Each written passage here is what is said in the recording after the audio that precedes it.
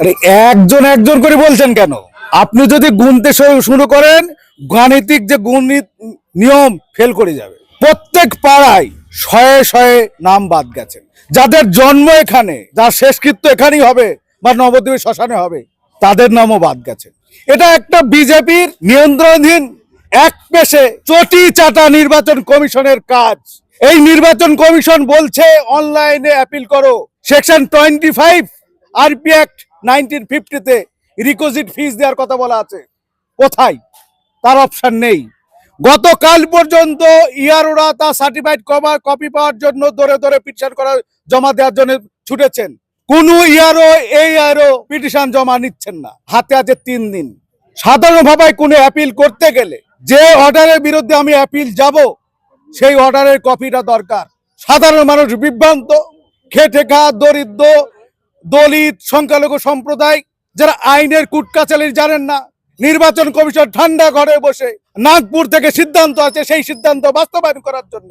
এবং এই মোদি এবং দিদি দুজনের সেটিং করে দ্বিজাতি তত্ত্বের ভিত্তিতে সংখ্যালঘু, সংখ্যাগুরু, হিন্দু, মুসলিম এই মেরুকরণ করে এই ভোট করতে চাইছে।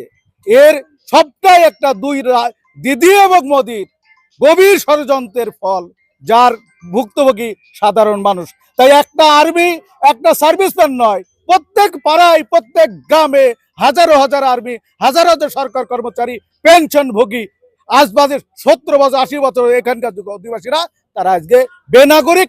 আসামে যেমন প্রথম ডি ভোটার, পরে এনআরসি করেছিল, তারই একটা সরু গলি দিয়ে এনআরসি করার সুচারু পরিকল্পনার বাস্তবায়ন করার দিকে এগোচ্ছে দিদি এবং মোদি। আরে আগে মানুষ বাঁচুক, অস্তিত্ব রক্ষা করুক, সে তার ভোটাধিকার রক্ষা পাবে, তবে তো ভোটটা দেবে। সেই রক্ষার আন্দোলনই আমার কাছে সর্বাগ্যে বিবেচ্য বিষয়। মিটিং, র্যালি, বিচার, বড় বড় মিটিং, শোপিস করার সময় অনেক পাবো। আগে মানুষের পাশে দাঁড়াই, মানুষের পাশে যে যার অ্যাপিল করার নির্দিষ্ট টাইম ফ্রেম আছে, তার সেই টাইম ফ্রেমের মধ্যে তাদেরকে সঠিক পরামর্শ দিয়ে সেই জায়গায় করি। একদিকে ক্যান্ডিডেট, একদিকে পেশাগতভাবে আইনজীবী। এই আইনজীবী সত্তাটাকে কাজে লাগিয়ে তাদের সকলের পাশে দাঁড়ানোই আমার একমাত্র মত। আমি কোনো মিছিল, কোনো মিটিং একমত অংশগ্রহণ করবো না। এখন সর্বদাই আমি থাকবো মানুষের মধ্যে, যারা সঠিকভাবে অ্যাপিলটা সঠিকভাবে দাখিল করতে পারে, পূর্ণাঙ্গভাবে দাখিল করতে পারে, সবাই দাখিল করতে পারে, আইনের সুযোগ নিতে পারে। যেমন আইনি প্রক্রিয়াতে চলবো, তেমনি রাস্তায় দাঁড়িয়ে সকলের সামনে রাস্তার আন্দোলনের মুখী হয়ে এই প্রচার প্রক্রিয়া করবো। শোপিস করে, লোকের শোপিস করে, বড় বড় মিছিল করে, অর্থ ধ্বংস করে এই আন্দোলন, এইভাবে নির্বাচন প্রক্রিয়ার মধ্যে আমি যেতে চাইনি। তাই আমি বলছি, আগে ভোটার, পরে ভোট।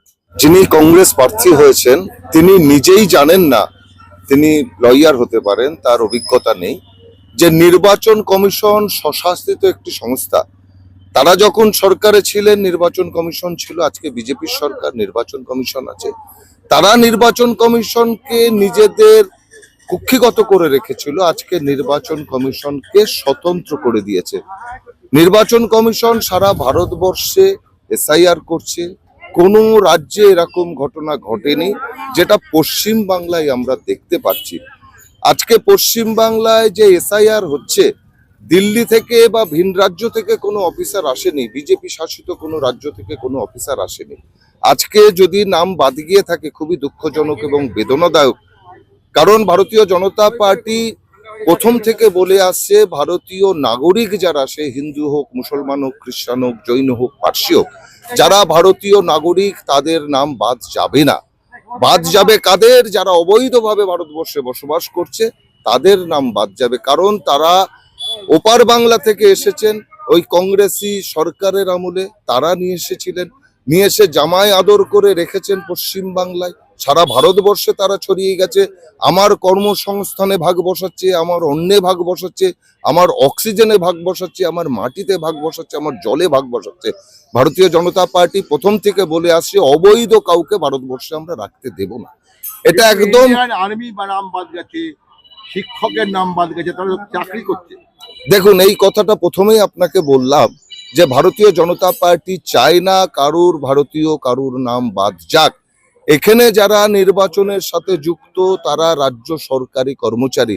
এখানে বিডিও আছে, এসডিও আছে, এবং বুথ লেভেল অফিসার যারা আছে, সবাই তৃণমূল কংগ্রেসের আমলে তৃণমূল কংগ্রেস কর্মী। তারা এরকম কিছু আধিকারিক আছে, ইচ্ছাকৃতভাবে আইপ্যাকের নির্দেশে মমতা ব্যানার্জি এবং তার ভাইপো অভিষেক ব্যানার্জির নির্দেশে আজকে সাধারণ ভোটার যারা ভারতীয় তাদের নাম বাদ দিচ্ছে। ইচ্ছাকৃতভাবে একটা অরাজক পরিস্থিতি পশ্চিমবাংলায় তৈরি করতে চাইছে মমতা ব্যানার্জি, কংগ্রেস, সিপিএম। সেই ঘোলা জলে মাছ ধরতে চাইছে। আমরা প্রথম থেকে বলেছি, আজও বলছি, আগামী দিনও বলবো যে অবৈধ কাউকে আমরা ভারতবর্ষে রাখতে দেব না। এবং নির্বাচন কমিশন স্বশাসিত একটি সংস্থা, তারাও বলেছে অবৈধ যারা আছে তাদের ভারতীয় ভোটার লিস্ট থেকে নাম তাদের বাদ যাবে। এটা ইচ্ছাকৃতভাবে প্ল্যানিং করে, আইপ্যাককে দিয়ে প্ল্যানিং করে এইগুলো করানো হচ্ছে।